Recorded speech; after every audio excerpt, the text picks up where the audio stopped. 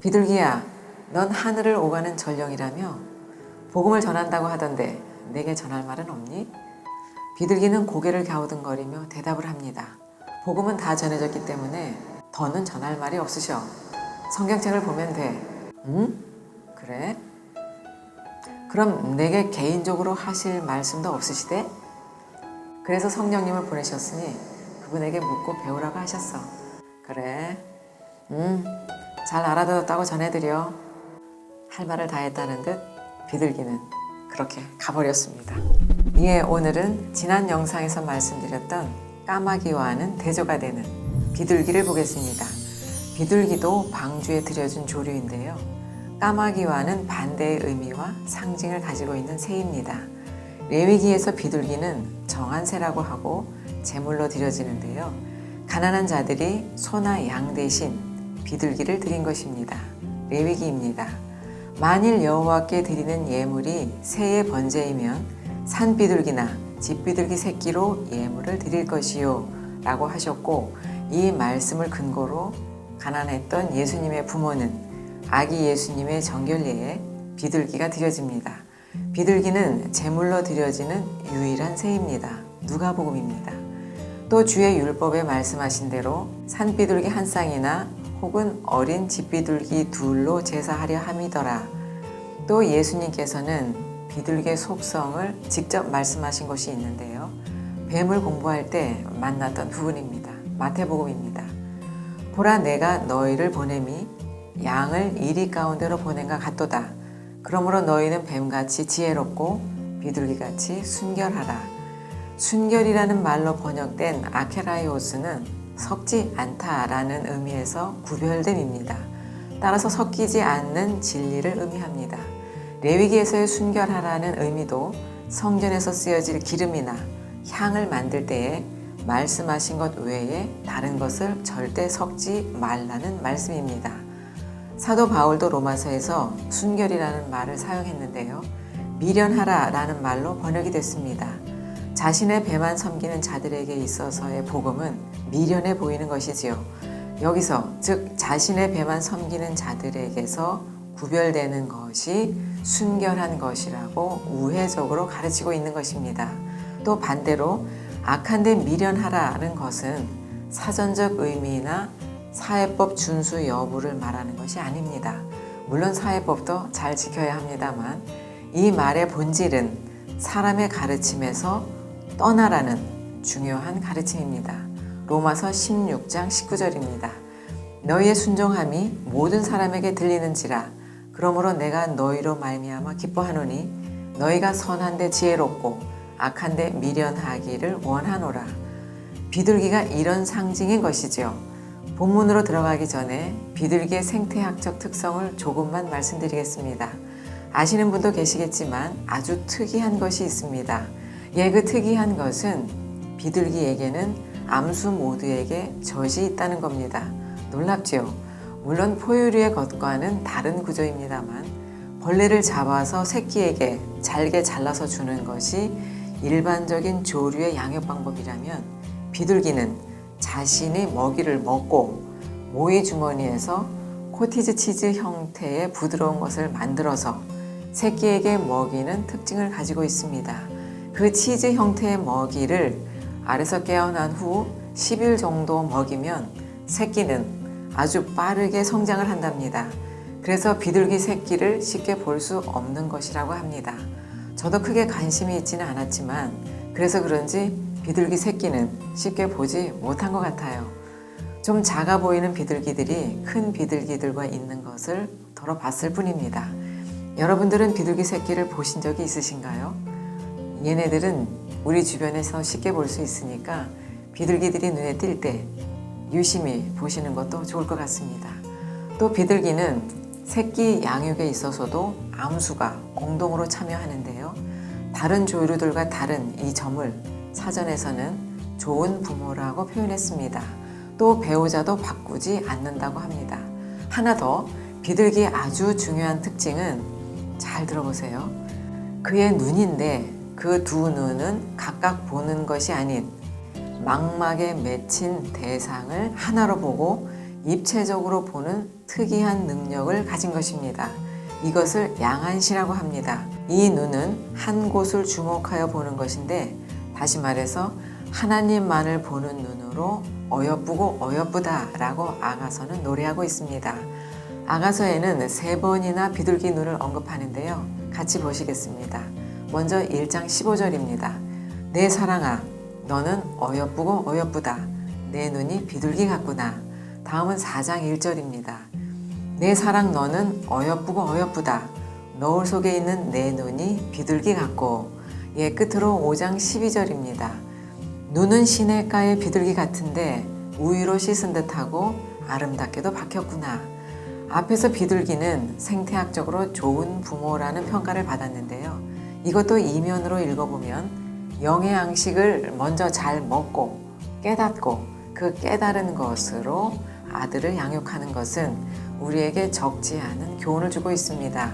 제자를 양육하는 그림입니다. 다음 이야기는 성령님의 임재를 비둘기 모양이라고 한 부분을 보겠습니다. 예수님께서는 공생애를 시작하시기 전에 세례를 받으시는데요. 이때 성령이 비둘기 형체로 임하시며 아들됨을 선포하십니다. 이때 비둘기 형체로의 강림은 하늘의 것을 나르는 전령, 즉 하늘의 뜻을 이 땅에 가져오는 메신저로의 상징이기도 합니다. 누가복음입니다. 성령이 비둘기 같은 형체로 그 위에 임하시더니 하늘로부터 소리가 나기를 너는 내 사랑하는 아들이라 내가 너를 기뻐하노라 하시니라.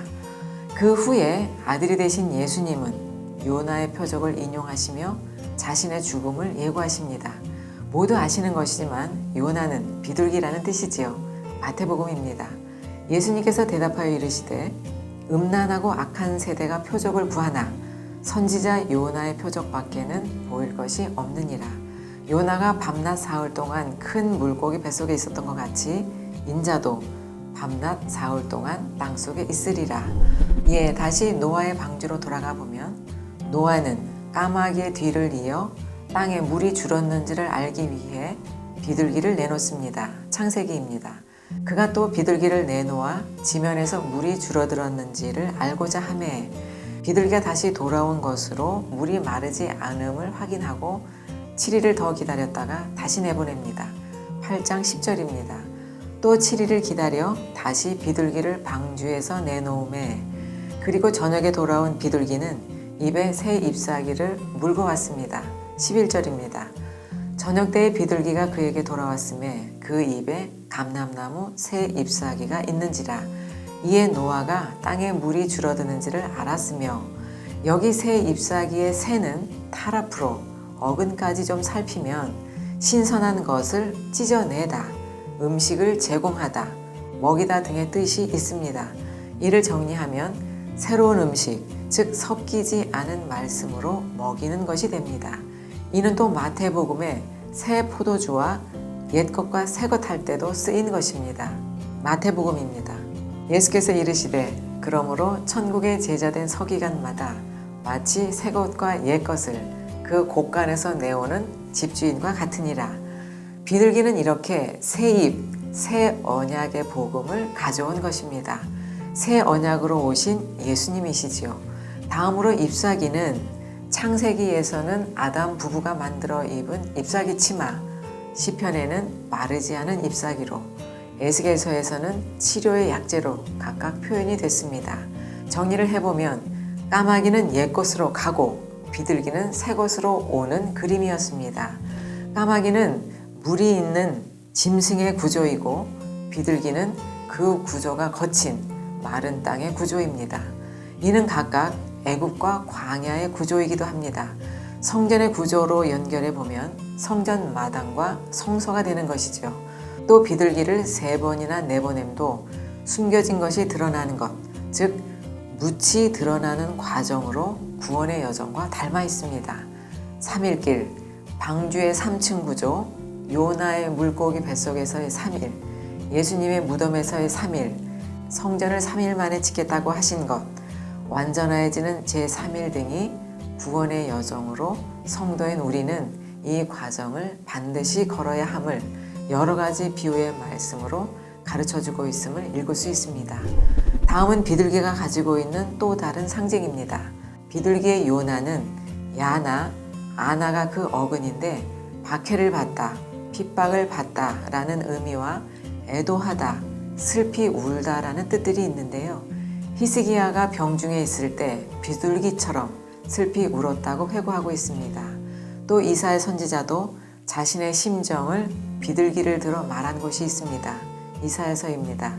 나는 제비같이 학같이 지적이며 비둘기같이 슬피 울며 내 눈이 쇠하도록 앙망하나이다. 여호와여 내가 압제를 받았사오니 나의 중보가 되옵소서.